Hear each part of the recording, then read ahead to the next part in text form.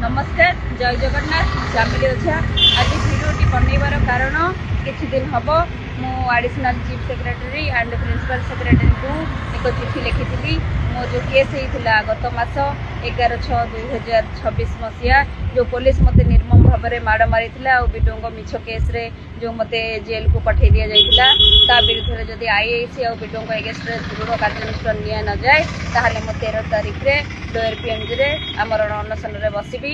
तो वर्तमान सुधा आज 12 तारिख सुधा किसी भी कार्यानुष्ठान ग्रहण करागला नहीं।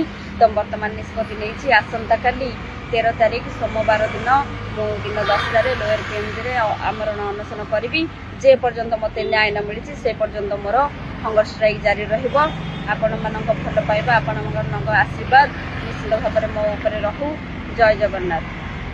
भिडियो गुड़िक आपण मानक भल लगुला आम चैनल को सब्सक्राइब करने लाइक शेयर करने को भूलु नहीं।